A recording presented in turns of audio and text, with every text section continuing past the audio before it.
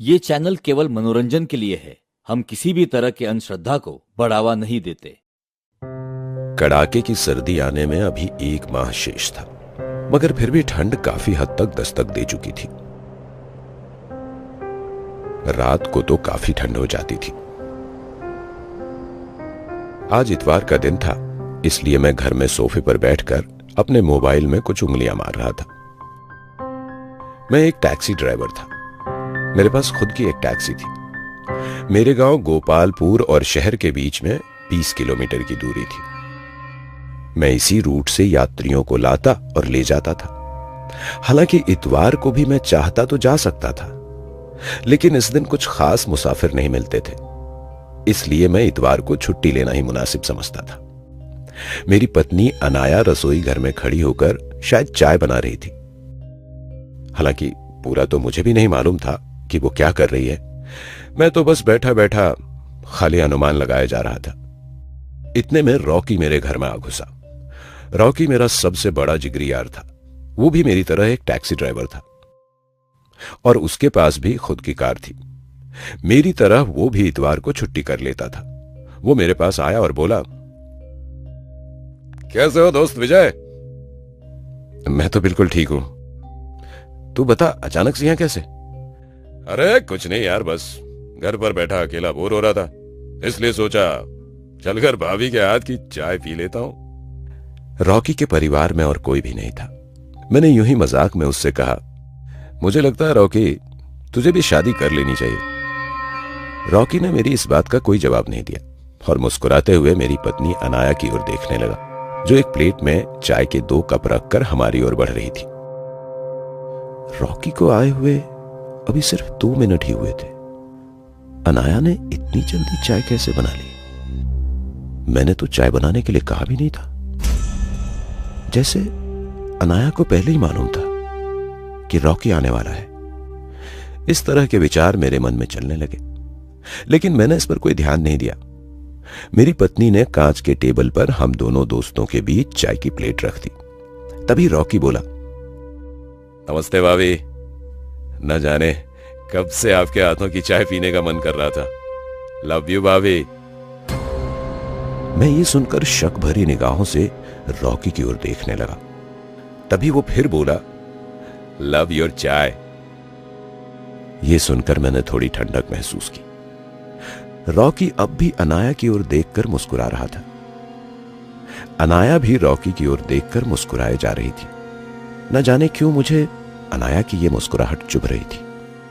हम दोनों ने चाय पी और कुछ देर बातें करते रहे। इस तरह इतवार का दिन बीत गया। सोमवार से फिर से मेरा वही टैक्सी ड्राइवर का धंधा चालू हो गया। इसी तरह दिन बीत रहे थे। एक दिन मेरी पत्नी ने मुझसे कहा, उसकी मां की तबीयत खराब है, इसलिए उसे आज ही अपनी मां के पास जाना होगा। लेकिन मैंने इस बात को अनदेखा कर दिया और रियान को फोन करना भी ठीक नहीं समझा। मैं फिर शाम को अपनी पत्नी को शहर में छोड़ने के लिए जाने लगा। आते वक्त मुझे रात हो गई थी। शहर जाने का एक ही रास्ता था, जिसे लोग खंजरीला घाट कहते थे, क्योंकि एक घाटी के पास सड़क का एक पूरा उबड़ खाबड़ यू टर्न आता था, जहां चारों ओर नुकीले एक खंजर के जैसे तीखे पत्थर लगे हुए थे। इस भूतिया और डरावने यू टर्न पर 2-3 दिनों के अंतराल से अक्सर कोई ना कोई घटना होती ही रहती थी। अगर कोई अनजान व्यक्ति इस सड़क पर आ जाए तो समझो उसकी तो मौत पक्की, क्योंकि यू टर्न दूर से बिल्कुल भी नजर नहीं आता था। और अगर किसी ने यू टर्न नहीं लिया तो वो नीचे घाट के घने जंगलों में गिर जाता था और हमेशा के लिए अपनी आंखें बंद कर लेता था। लेकिन यहां से गुजरना तो मेरा रोज का ही धंधा था। मैं इस रास्ते की हर एक कड़ी से परिचित था, लेकिन फिर भी मुझे इस घाट के पास से गुजरते वक्त बहुत डर लगता था। मैं धीरे धीरे अपनी कार को चलाते हुए खंजरीला घाट की ओर बढ़ता चला जा रहा था। रात काफी हो चुकी थी। चारों ओर सिर्फ अंधेरा नजर आ रहा था। एक जानलेवा सन्नाटा हर ओर पसरा हुआ था। कार की दोनों हेडलाइट चालू थी, फिर भी सड़क पर अंधेरा नजर आ रहा था। मुझे एक अजीब सी बेचैनी महसूस हो रही थी। अचानक से मुझे सामने सड़क पर एक सफेद सी आकृति नजर आई। दूर से सब कुछ धुंधला नजर आ रहा था। फिर मुझे धीरे धीरे सब कुछ साफ नजर आने लगा। एक सफेद आकृति अपने दोनों हाथ फैलाकर आसमान की ओर मुंह करके जोर से चीख रही थी और अचानक से वो सड़क पर पीठ के बल गिर गई। ये देखकर उस ठंड की रात में भी मेरे पसीने छूट गए। मेरा पूरा बदन कांपने लगा, टांगें जवाब दे रही थी। मैंने गाड़ी का ब्रेक लगाना चाहा, लेकिन पैर इतने कांप रहे थे कि गलती से रेस पर पैर रख दिया। मेरी कार 80 की स्पीड पर पहुंच गई। मैं ये देखकर डर गया। मेरी कार सड़क पर पड़े उस साए के बिल्कुल पास चली गई। मैंने खुद पर काबू किया और जोर से कार का ब्रेक लगा दिया। कार के ब्रेक इतनी जोर से लगे कि कार उसी जगह जम गई। मेरा सिर स्टीयरिंग व्हील से जा टकराया और फट गया। मैं उस सुनसान रात में बस बेहोश होकर रह गया। कम से कम मुझे 2 घंटे बाद होश आया। मेरा शरीर अभी भी कंपकपा रहा था। मैं लड़खड़ाते हुए अपनी कार से बाहर निकला। सामने सड़क की ओर नजर दौड़ा दी, लेकिन वहां कोई नहीं था। मैंने दूसरी ओर नजर दौड़ाई, लेकिन कहीं पर कोई भी नजर नहीं आया। पूरे खंजरीला घाट के आसपास कोई नजर नहीं आ रहा था। मैंने डरते हुए कार स्टार्ट की और यू टर्न लेते हुए हॉस्पिटल की ओर चला गया। मैंने अपनी पत्नी को भी इस दुर्घटना के बारे में बताया, लेकिन उसने सिर्फ इतना ही कहा, अपना ध्यान रखो। उसने मुझसे ढंग से बात भी नहीं की। जहां तक कि उसने मुझसे यह भी नहीं पूछा था कि मुझे कितनी चोट आई है। लेकिन मैंने सोचा कि उसकी मां कुछ ज्यादा ही बीमार होगी और शायद वो उसी चिंता में डूबी हुई हो। ये सोचते हुए मैंने इस बात को अनदेखा कर दिया। रात के 12 बज चुके थे। मैं अपने कमरे में अपने बिस्तर पर मजे से लेटा पड़ा था। तभी मुझे दरवाजे के पास किसी के होने की आवाज आई। मैं थोड़ा सा डर गया। मैंने कमरे की लाइट चालू की, लेकिन वहां कोई नहीं था। मैं कपकपाते हुए शरीर के साथ खड़ा हुआ और दरवाजे के पास चला गया। मैंने डरते हुए दरवाजा खोला, लेकिन बाहर कोई भी नहीं था। अगर था तो सिर्फ एक काला अंधेरा और एक जानलेवा सन्नाटा जो किसी को भी डरा दे। मैं डर गया। दरवाजा बंद करके मैं फिर से अपने बिस्तर पर आकर लेट गया। इसी तरह 2-3 दिन गुजरे। मेरी पत्नी मुझे ले जाने के लिए कह रही थी।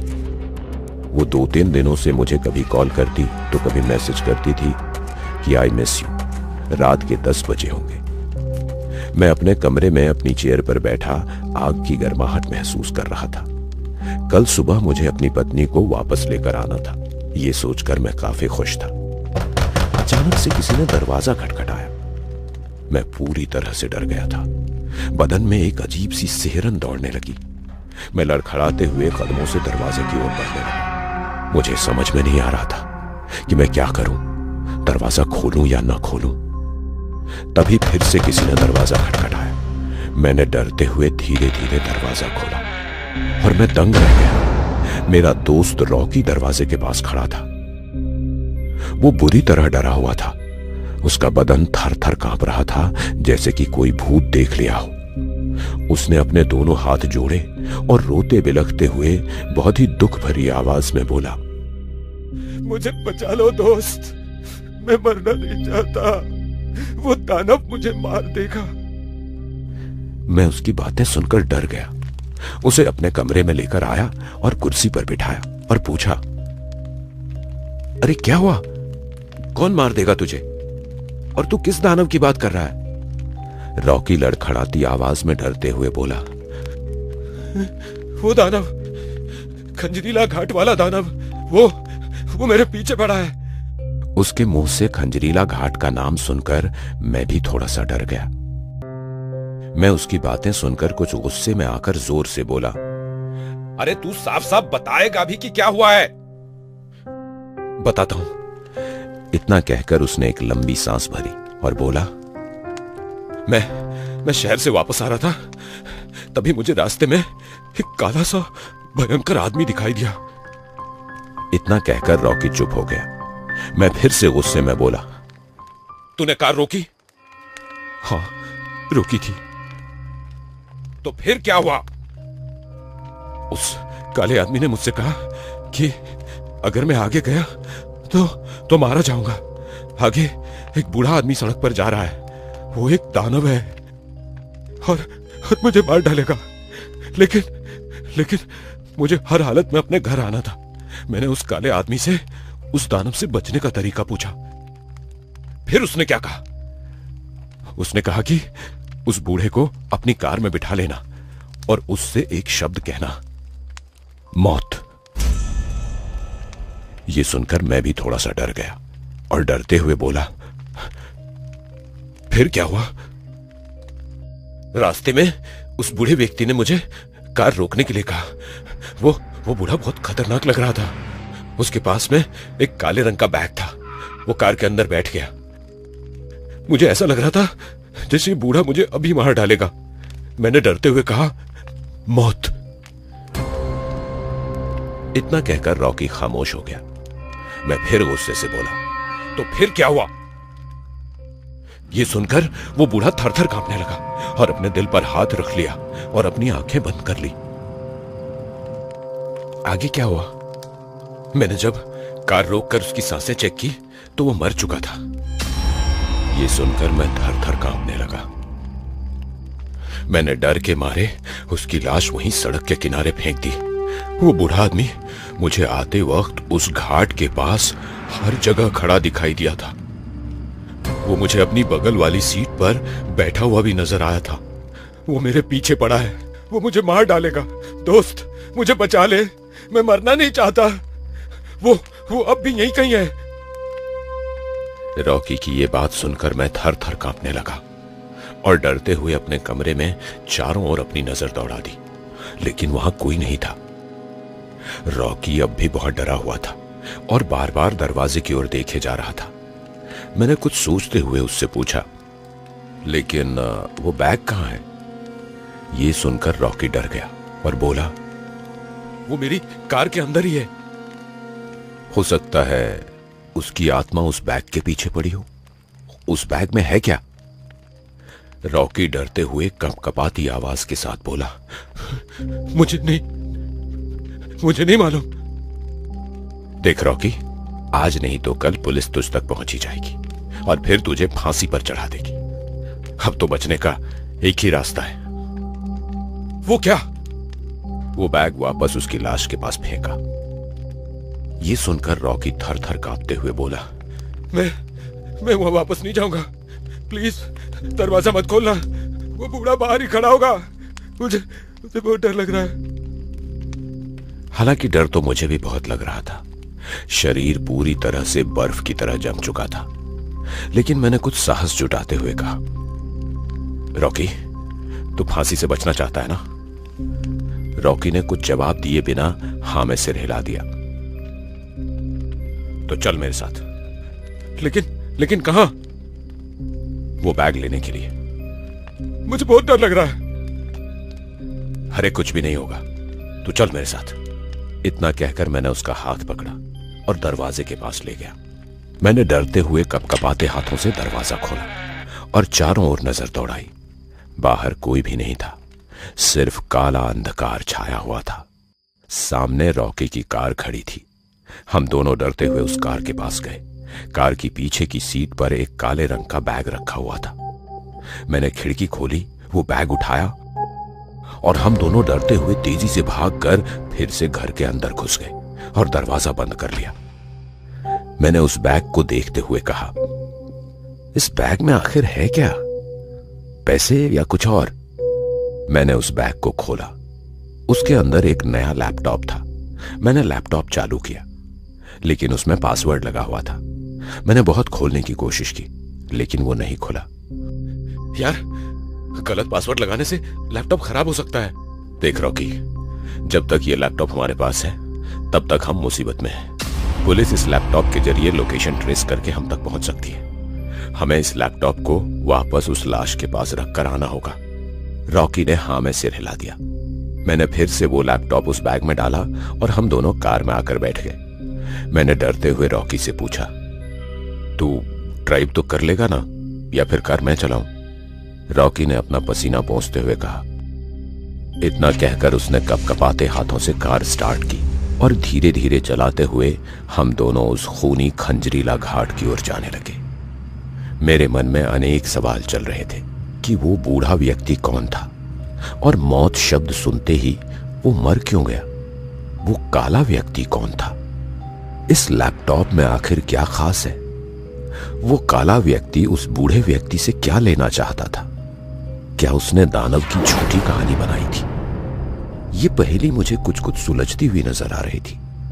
मैं अचानक से अपने आप से बोल पड़ा, साजिश। ये सुनकर रॉकी थोड़ा सा डर गया और कार की गति और भी धीमी कर दी। मैं रॉकी की ओर देखकर बोला, मैं समझ गया कि उस आदमी को साजिश रचकर मारा गया था। ये एक हत्या थी। वो काला व्यक्ति जरूर इस बूढ़े व्यक्ति से बदला लेना चाहता था। उसने पहले उस बूढ़े व्यक्ति को खूब डराया, सड़क पर भगाया। वो जानता था कि वो बूढ़ा दिल का मरीज है। उसे पहले मौत का डर देकर खूब डराया गया और फिर उसने तुम्हारे मुंह से उस बूढ़े के सामने मौत शब्द बुलवाया, क्योंकि अगर एक अनजान व्यक्ति ये बोलेगा तो बूढ़ा और भी ज्यादा डर जाएगा और उसे हार्ट अटैक आ जाएगा और वो मर जाएगा, जो शायद उसके बोलने से ना आता। और जैसा वो काला व्यक्ति चाहता था बिल्कुल वैसा ही हुआ। उस बूढ़े व्यक्ति से बदला लेना चाहता था, इसलिए उसने तुम्हें अपना मोहरा बनाया। ऐसा करने से कोई सपने में भी नहीं सोच सकता था कि उस आदमी की हत्या हुई है। कल सुबह पुलिस ये कहते हुए केस को बंद कर देगी कि उस बूढ़े को इस घाट में हार्ट अटैक आ गया था। उस काले व्यक्ति ने दानव की झूठी कहानी तुम्हें सुनाई और एक खतरनाक साजिश रची। इतना कहकर मैं थोड़ा सा मुस्कुराया और सोचने लगा कि उस काले व्यक्ति ने क्या खतरनाक साजिश रचकर उस बूढ़े को मारा है ताकि किसी को शक भी ना हो। रॉकी ये सब सुनकर कुछ गंभीर हो गया और कार की स्पीड बढ़ा दी। मैं ये सब कुछ देखकर बुरी तरह डर गया। इससे पहले कि मैं कुछ बोल पाता, रॉकी ने मेरे हाथ से वो बैग छीना और खिड़की खोलकर कार से बाहर कूद गया। ये देखकर मैं बुरी तरह डर गया। कार तेजी से नुकीले पत्थरों की ओर भागी जा रही थी। मैं बर्फ की तरह जम चुका था। शरीर को लकवा मार गया था। मैं हिल भी नहीं पा रहा था। कार लोट-पोट होते हुए उन नुकीले पत्थरों से जा टकराई। मैं कार के आगे के शीशे से टकराकर बाहर जमीन पर जा गिरा। मेरे शरीर में हर जगह कांच चुभ गया था। खून बह रहा था। असहनीय दर्द हो रहा था। मैं बस जमीन पर बेजान पड़ा दर्द से कराह रहा था। सब कुछ धुंधला सा नजर आ रहा था। मेरे कुछ भी समझ में नहीं आ रहा था कि क्या हो रहा था। मैंने अपनी आंखें बंद कर ली और कुछ देर बाद में अपने आप से बोला, साजिश। ये सब मुझे मारने की एक साजिश थी। रॉकी मुझे मारना चाहता था। उसने मुझे झूठी कहानी सुनाई और मुझे यहां पर लेकर आया। उसने लैपटॉप का झूठा खेल रचा, क्योंकि अगर लैपटॉप ही नहीं होता तो मैं शायद यहां पर कभी भी नहीं आता। मैं लड़खड़ाते हुए शरीर के साथ खड़ा हुआ और धीरे धीरे चलने की कोशिश करने लगा। लेकिन रॉकी ने यह सब किया क्यों? अरे हां, ये सब रॉकी और मेरी पत्नी अनाया ने मिलकर किया है। वे दोनों आपस में प्यार करते थे, इसीलिए अनाया मुझे अपने पास बुला रही थी। वो भी चाहती थी कि मैं मारा जाऊं। उन दोनों ने ये जाल बुना। इसलिए उस दिन वो दोनों एक दूसरे को देखकर मुस्कुरा रहे थे। तभी मुझे कुछ याद आया और मैं खुद से बोल पड़ा, मैं कितना मूर्ख हूं जो इस साजिश को न समझ सका। और यही नहीं, वो मुझसे कुछ रुपये उधार भी मांग रहा था ताकि वो एक लैपटॉप लेकर आ सके। ये वही लैपटॉप था। उसने मुझे इतना बड़ा धोखा दिया। अब वो पुलिस से कह देगा कि विजय मेरी गाड़ी लेकर अपनी पत्नी को लेने के लिए गया था और रास्ते में उसका एक्सीडेंट हो गया। पुलिस कुछ भी छानबीन नहीं करेगी और किसी को उस पर शक भी नहीं होगा। मैं ये सब सोचते हुए लड़खड़ाते कदमों से सड़क पर आ गया। शरीर से खून बह रहा था। बहुत दर्द हो रहा था। मैं अपने आप से बुदबुदाया, मुझे पहले सिटी हॉस्पिटल जाना चाहिए और अपना इलाज करवाना चाहिए। मैं तेजी से सड़क पर सिटी हॉस्पिटल की ओर दौड़ने लगा। बहुत दर्द हो रहा था। कुछ दूर दौड़ने के बाद मैं सड़क के बीचों बीच खड़ा हो गया और अपने दोनों हाथ फैलाकर आसमान की ओर देखकर जोर से चिल्ला उठा। और फिर अचानक से सड़क पर पीठ के बल गिर गया। मुझे अचानक से याद आने लगा कि ये सब कुछ मैंने पहले भी कहीं देखा है। तभी मैं अपने आप से बोल पड़ा, अरे नहीं, एक्सीडेंट वाले दिन एक सफेद परछाई इसी तरह सड़क पर गिर गई थी। वो मैं ही था। ये खंजरीला घाटी मुझे मेरा भविष्य दिखा रही थी, लेकिन मैं पागल कुछ समझ ही ना सका। मेरे दिमाग में सिर्फ एक शब्द चक्कर काट रहा था और वो था साजिश। मेरे शरीर से सारा खून बह चुका था, सर फट चुका था, मैं अब खड़ा भी नहीं हो सकता था। शरीर पूरी तरह से जवाब दे गया था।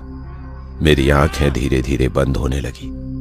मैंने अपनी आंखों को खोलने की पूरी कोशिश की, पर अंत में मेरी आंखें बंद हो गई, हमेशा के लिए। और इस तरह खंजरीला घाट को एक नया शिकार मिल गया और साथ ही एक साजिश अंजाम तक पहुंच गई। अगर आपके पास ऐसी ही कोई स्टोरी है तो आप हमें लिखकर नीचे दिए गए मेल आईडी पर भेज सकते हैं और हो सकता है कि हम वो कहानी एनिमेशन के द्वारा आपके सामने लेकर आएंगे। अगर ये कहानी आपको अच्छी लगी तो इसे लाइक, कमेंट और शेयर कीजिए और हमें इंस्टाग्राम पे फॉलो करना मत भूलिए।